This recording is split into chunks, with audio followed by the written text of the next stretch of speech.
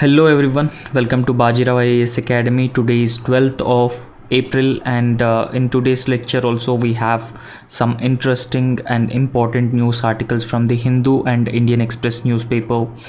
So they are very important for your examination perspective. So before discussing all those important news articles, let's try to solve yesterday practice question. So the question was, consider the following statements about Zaporizhzhia nuclear power plant. So the options given here, the first option, it is located in Russia and it is one of the oldest nuclear facilities in the world. The second option, it is situated in Ukraine and ranks the largest nuclear power plant in Europe. Now if you can see statement 1 and statement 2, so both these statements are contrasting with one another. Contrasting in the sense that first statement says that this particular nuclear power plant is located in Russia, but on the other hand, the second statement says it is located in Ukraine. So therefore, both the statements cannot be correct. Either of the statement would be correct. So it is not located in Russia, it is located in Ukraine. And recently, because of the Russia-Ukraine war, this nuclear power plant is in news because Russia has further intensified its attacks on Ukraine, and that also includes this Zaporizhzhia nuclear power plant and the area where it is located. Since it poses a lot of threat to the nearby regions, it is constantly in news. So the correct answer for this question is option B, because it is located in Ukraine and it is ranked as the second largest nuclear power plant in the entire Europe. So if you look at the explanation part of it, recently a drone attack had damaged the Zaporizhzhia nuclear power plant in Ukraine. So with 3 hits on the main reactor containment. The International Atomic Energy that regulates and overlooks, monitors the civilian usage of nuclear power. So this has confirmed the damage but stated that the nuclear safety remains intact. So even though the nuclear power plant is being attacked by Russian drones, but a damage is minimal and nuclear safety remains intact with respect to this Zaporizhzhia nuclear power plant. So the Zaporizhzhia nuclear power plant is one of the largest nuclear power plant in Europe, and at the same time it is located in Ukraine on the banks of a river called Dnieper or Dnieper river. Remember, this nuclear power plant is located on the banks of Dnieper river, which drains into the Black Sea. So it is currently under the control of Russian forces. So thus the region where this Zaporizhzhia nuclear power plant is located is currently under the control of Russian forces. So this Zaporizhzhia nuclear power plant in Ukraine faces several risks due to its safety and the operational issues. So the plant has 1,000 reactors and incorporates safety enhancements implemented after the Chernobyl and Fukushima nuclear accidents or nuclear disasters. So if you can look at the nature of these nuclear accidents, Chernobyl nuclear accident is one of the most dangerous nuclear disaster or accident that took place in erstwhile USSR, and Fukushima took place due to tsunami in 2009 or 10 in Japan. So today's practice question is, consider the following nations: Egypt, Syria, Lebanon, Jordan and Israel. How many of the above nations share its borders with the Gaza Strip? So this is also very important. Within Israel, there are 2 parts, West Bank and Gaza Strip. So those are the regions where the Palestine is currently confined to. So it is very important that you must understand which of the countries shares its borders with West Bank and the Gaza Strip. There is a high probability that this question may be asked by the UPSC in the examination. So therefore, please answer this question. Even if you don't know the correct answer, please look at the map and try to answer this question in the comment section. So the first very important news article, yesterday we have discussed about the Kachativu Islands. Kachativu Island, and at the same time the agreement between India and Sri Lanka that was signed in 1974 and 76. However, in this year, we experience general elections. So in this phase of general elections, what generally observed was the political leaders very often using or politicizing the existing international agreements would have larger implications on India's relations with other countries. Even though it may have the short-term benefits for the political class to gain vote bank, but in a longer term, so that could impact India's credibility as a responsible international player with respect to these agreements. So this is what the author has been talking about. Now first understand the context of this editorial that is given in the Hindu newspaper. So the context was in the run up to elections.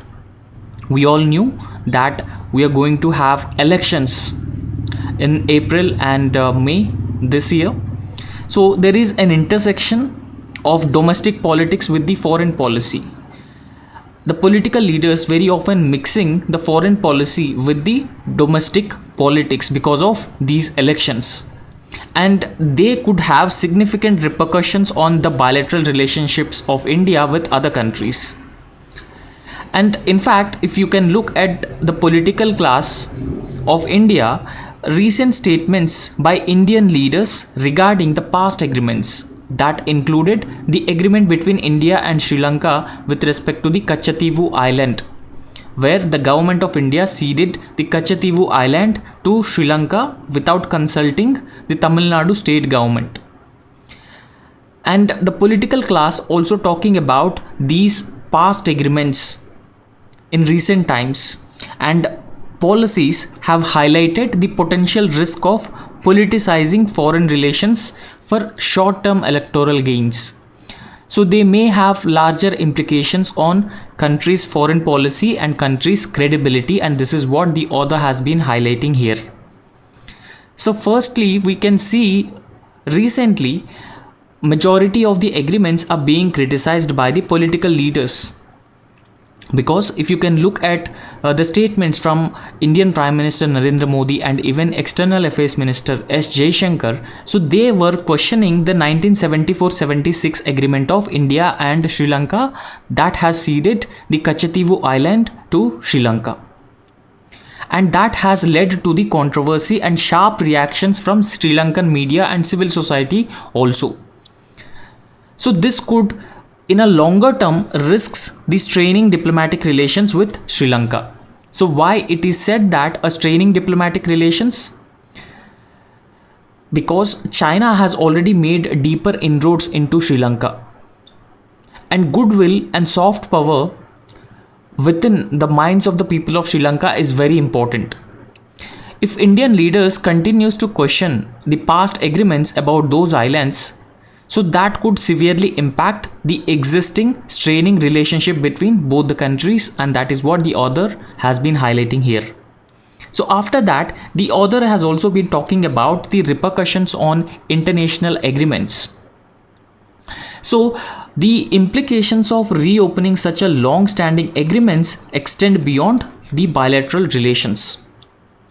Now we are trying to reopen the bilateral agreements, and yesterday I have told you that every bilateral agreement has a sanctity on its own. Reopening of those agreements by any country would impact the credibility of that particular country. It impacts the credibility, and it also have a long-term impact on country's foreign policy. So therefore, it questions the credibility of India as an interlocutor and a potential impact on existing and future international agreements. Now, even if we wanted to sign any agreement with any country, then this trend must be looked by other countries that India is not a credible player because India has been questioning the past agreements that it has signed.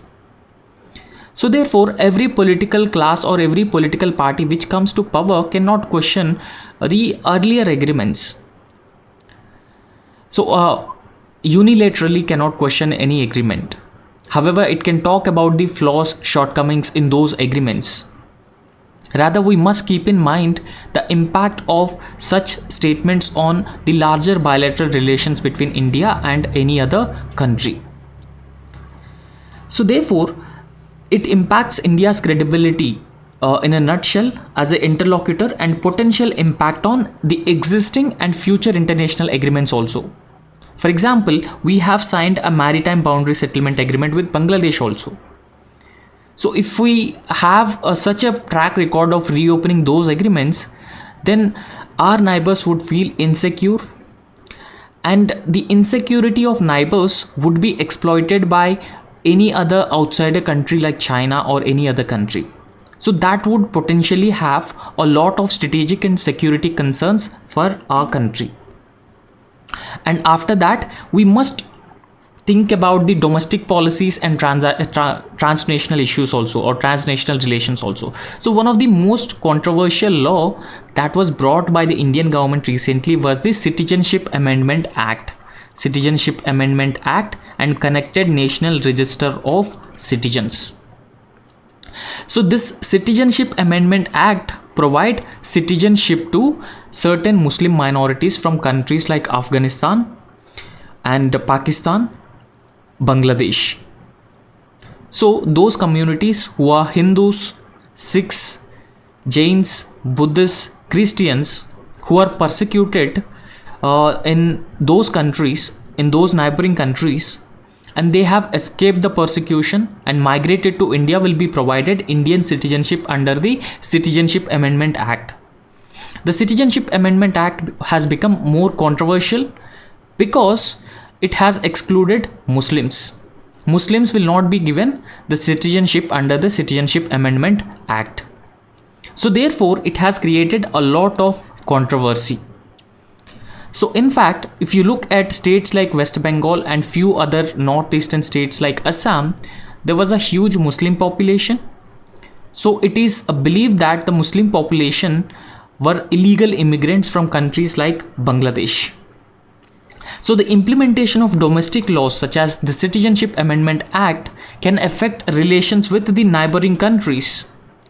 So after Citizenship Amendment Act, we implement the National Register of Citizens. So this National Register of Citizens will identify who are the genuine citizens of our country. And if any person who is an illegal immigrant, who is not a genuine citizen of this country, will be deported. So deported to Bangladesh and any other neighboring country. So therefore, that could also have larger implications on India's relations with its neighboring countries. So it is also said that the CAA had the exclusionary nature because it excludes Muslims from its ambit. So therefore, it has also raised several concerns among all the neighboring nations. And in fact, it also have the potential strain on diplomatic ties, particularly with Bangladesh. So this is what the author has been stressing on. And after that, we need to maintain the discretion in the diplomacy, maintaining the discretion in the diplomacy. So first and foremost, we need to look at the resolution of issues. So there are a number of issues that must be resolved in a diplomatic way. So complex foreign policy issues very often require a nuanced and discreet negotiations. So making such a unilateral statements on agreements will not solve the issue. Rather, it further worsens the relations between two countries, whether it is India, Sri Lanka or any other countries. So therefore, the author has been suggesting that those complex foreign policy issues actually require a nuanced and discreet negotiations. And that must be away from the public glare of election campaigns. We must not politicize those issues. Only then we will be able to achieve any sustainable and potential solution. And after that, the public statements during the elections to gain vote banks actually risk increasing tensions and undermining the diplomatic efforts. Now, what the political class has been doing? The political class, in order to gain more votes, so they have been bringing these foreign policy issues into the forefront. So there is a chance that that could further deteriorate the existing strained relation between India or any other country, and that could result in increasing insecurity between India and other neighboring countries. So after that, we must recognize the sensitivity and insecurities of all these neighboring countries, or we must recognize the concerns of these neighboring countries. India should recognize the sensitivities of immediate neighbors. So immediate neighbors include Sri Lanka, Bangladesh, Afghanistan, Nepal and Bhutan. So they were considered as immediate neighbors, especially with regarding territorial and the sovereignty issues, because India is known as an elder brother rather than the big brother. So we must continue to maintain this posture. So India should not become a bully of these small neighboring countries. Of course, India is not a bully, as held by the Maldivian president previously. So in fact, India helps a lot to these countries. However, the author has been suggesting that we should not bring the foreign policy issues in these campaigns, in these political campaigns, to gain vote bank. So that is what the author has been suggesting here, because that could have the long-term implications or long-term consequences on India's relations with the other countries. So while the election cycles are temporary and a short term, in order to win the vote bank, we should not politicize the foreign policy issues, because they could have the enduring consequences on India's relations with other countries, or they could have the long-term consequences. So why? Because they primarily, affect the soft policy or soft power or goodwill of India in other countries, and that could have a worsening impact on the relations between different countries. So sacrificing the bilateral ties for very short-term electoral gains may undermine India's strategic interests and regional stability in the long run. So this is what we must keep in mind. Not just the ruling party, but all the political class must keep this in mind, because the foreign relations are very often built for a longer time, and they are also known as strategic relations. So we must continue and maintain and build on the existing strategic relations. So, and it is also very difficult to repair those relations if in case any damage took place. So therefore we have to be very cautious and very careful while commenting on these issues and the previous international or previous agreements that India has signed with the other countries. So this is what the author has been suggesting here. So the next very important news article is with respect to the electoral reforms. We all knew that after declaration of notification by the Election Commission of India, every candidate who is contesting independently or who is contesting from any political party submits his affidavit. And Supreme Court earlier has said that every voter has the right to know about the candidate, his assets, his educational background, and his criminal antecedents, and the assets of his dependents, everyone. So he must submit all those details in the affidavit form, so that the voters would get to know about the candidate in a better and comprehensive manner. So that helps them exercise their vote in a much more matured manner. The Supreme Court recently held that candidates need not disclose every piece of information and possession. Okay, so there is no need to discuss or disclose every piece of information and possession, and this is also in line with Article 21, right to privacy. In Puttaswamy judgment, the Supreme Court has included right to privacy as part of Article 21 of the Indian Constitution. Unless any information is substantial, so there is no need to include every piece of information in the affidavit, and this is what the Supreme Court has recently held. And on the other hand, the Election Commission of India has asked the Central Board of Direct Taxes to verify the declaration with respect to the yearly income in the affidavit by one of the BJP's candidate. So the Election Commission of India asked the Central Board of Direct Taxes to verify the declaration of his income with respect to the yearly income in the affidavit. to find out whether the affidavit a particular person has submitted, a candidate has submitted, is genuine or it is fake. Okay, so now please understand, what does the law specify with respect to the affidavit submitted by one candidate? So there was a section 33 of the Representation of People Act 1951, Representation of People Act 1951. Okay, so section 33 of the Representation of People Act with rule 4A of the election rules says that it requires every contesting candidate to file a nomination paper for elections along with an affidavit in the prescribed format.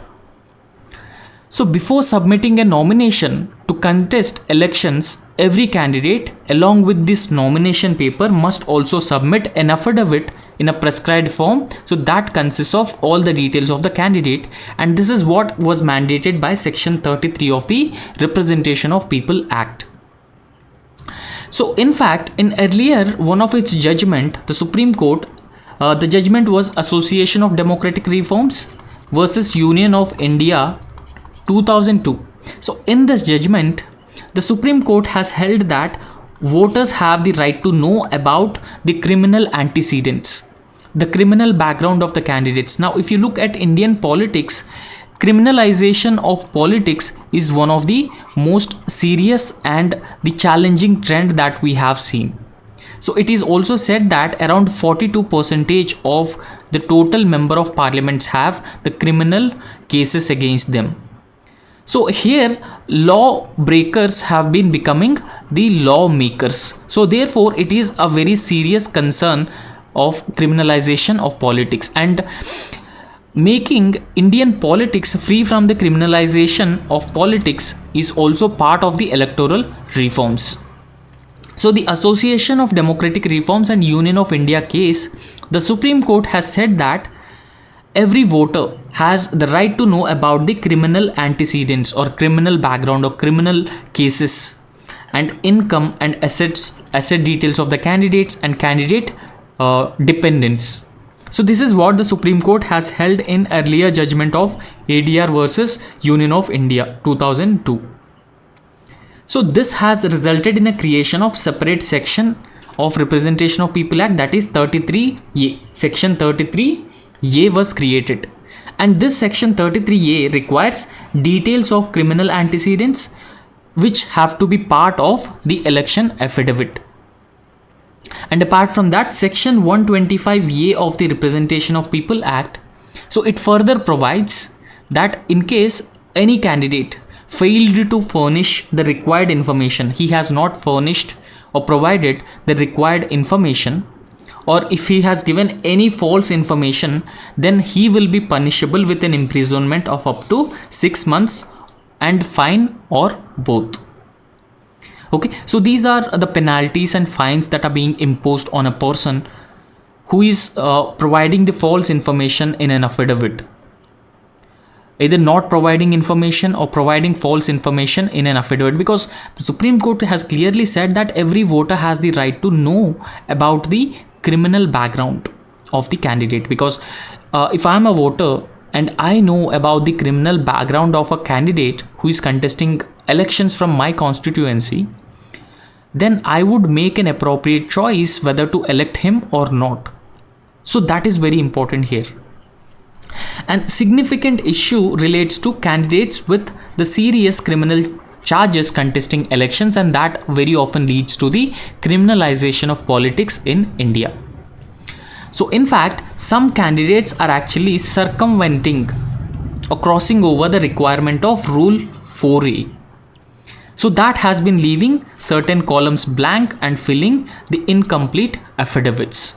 So it essentially means that they're not submitting the details properly while they're submitting the affidavit, okay, along with the nomination papers. So if they don't submit the details, the election commission would not know about them, and also the voters would not be able to judge properly the candidates.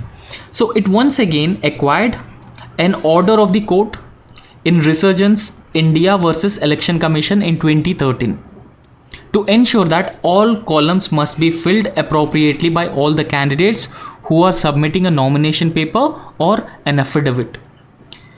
So if you look at the criminal record or criminal background of MPs, it is said that according to a report, 19% of the candidates of 2019 Lok Sabha election faced charges of heinous crimes such as rape, murder and kidnap. So extremely serious nature of these crimes. So therefore, we must clean the politics from criminalization, because criminals entering into the politics, and not just cleaning the politics from criminals, but also from criminalization, but also make sure that the voters make appropriate choice based on the existing details of the different candidates. So because of that reason, it is very important that every candidate who is contesting an election must submit all those details. Okay, so this is what that was about the submitting nomination affidavit and the details by different candidates. However, in this regard, the Election Commission in its 244th report, so the report was Electoral Disqualifications 2014. So it has provided for certain recommendations. So what kind of a recommendations it has provided? First recommendation, it was said that the conviction for filing a false affidavit should attract a punishment of minimum 2 years. So in case any candidate has submitted a false affidavit, so he must be given a punishment of minimum 2 years of imprisonment, and it should also a ground of disqualification of the candidate because he has submitted the false affidavit while filing his nomination. So the second recommendation that was made by the Law Commission, the trials in such cases must be conducted on a day-to-day basis. Okay, so like a fast track courts, a special courts. So therefore the trials must be conducted with a proper time frame. Finally, the persons who are charged by competent court, so with the offences punishable by imprisonment of at least 5 years, should be debarred from contesting the elections further. So these were 3 recommendations that were given by the Law Commission in its 244th report with respect to filing a false affidavit or fake affidavit, or not filling the details by the persons who are not taking part in the, or who are taking part in the elections. Okay, so this is all about the filing a nomination and affidavit, mentioning all the details by the candidates. And if anyone not provided all the details, not filled the particulars and provided the false details, so these were the recommendations of the Law Commission of India, and this is also part of the larger electoral reforms. So next important news article was given in the Hindu newspaper. So it was about ISRO's zero orbital debris milestone. So this essentially means that if you look at the orbits around the Earth, the debris of the satellites and satellite launch vehicles is one of the most important concern here, because these debris are small pieces and they are just revolving around the orbits of the planet Earth. And in fact, very often these debris are causing damages to the existing satellites as well as the International Space Station also. So because of that reason, the space agencies across the world are trying to find out a solution to reduce the space junk. So these space debris are called as space junk.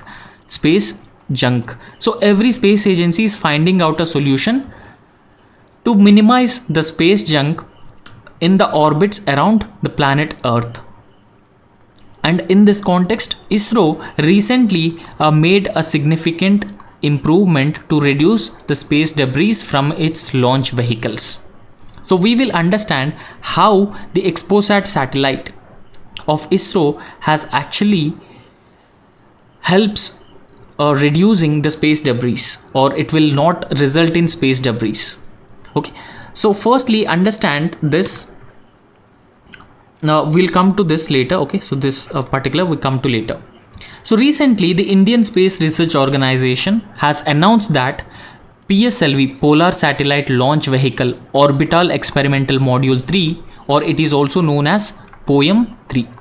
Polar Satellite Launch Vehicle Orbital Experimental Module 3 has re-entered into the Earth's atmosphere in March 2024 without leaving any debris on the orbit.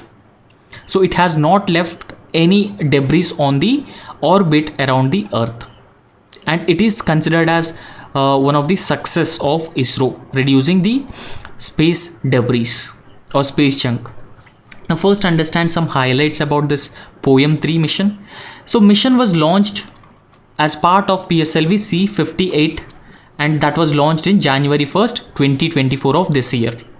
So the primary objective of this mission was deploy the XPOSAT satellite into the intended orbit. Okay, so this is planet Earth, and around the planet Earth there is an orbit, and this mission will deploy the XPOSAT satellite into the intended orbit 650 kilometers above planet Earth, so above the atmosphere. And this mission of deploying XPOSAT satellite was successfully accomplished. Now this Polar Satellite Orbital Experimental Module 3, after deploying the satellite, so when it has deployed the satellite, the leftover parts of the rocket, the leftover part of the PSLV rocket, the terminal stage, or it is also the fourth stage, also known as the terminal stage, was not discarded in this orbit. So if it discarded in this orbit, it remains in orbit as a space debris or space junk. Instead, it was indigenously repurposed into a stabilized platform. Okay, so that was the fourth stage, the terminal stage. The rocket has become, a stabilized platform named POEM 3. So that is PSLV Orbital Experimental Module 3. So it will remain in the orbit for some time, and around 3 months or 2 months it remains in the orbit, and it will not become a space junk. Okay, so it will not burn in the space, it will not remain in the space junk. So after that, there are some solar panels which are being fixed in this POEM 3 or Orbital Experimental Module, which is in the orbit despite successfully deploying the XPOSAT satellite. So it is powered by the solar panels which are being attached through this module.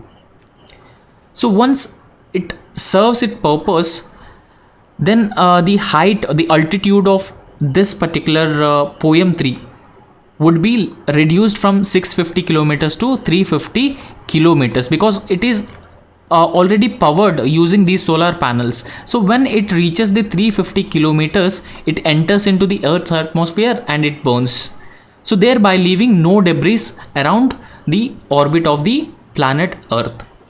Now we'll understand this in a detailed way.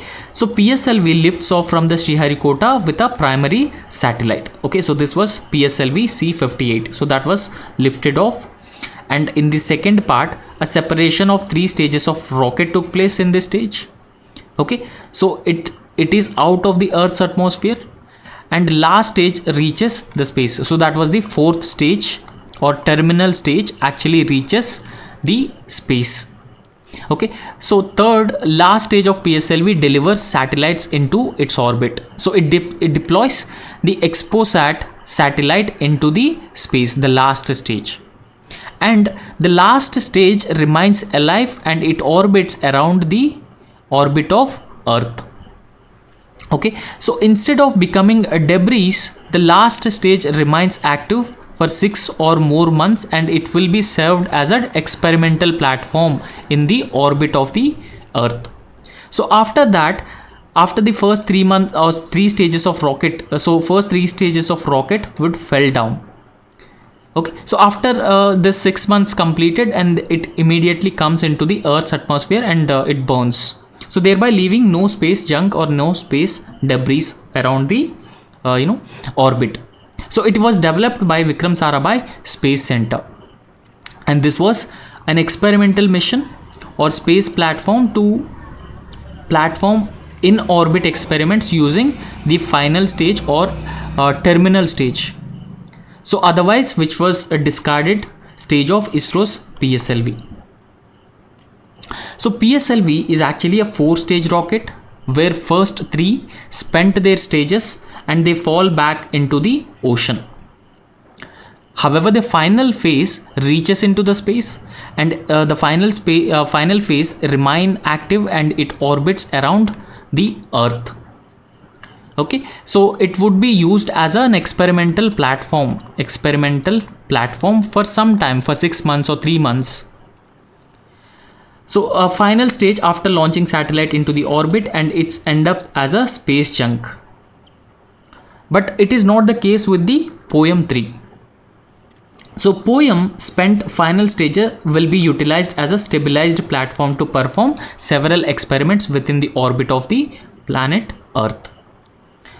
So it helped ISRO achieve the goal of zero orbital debris milestone, because the deorbiting POEM-3 first stage, first is deorbiting the POEM-3 to ensure that the POEM-3 would not remain as a space junk.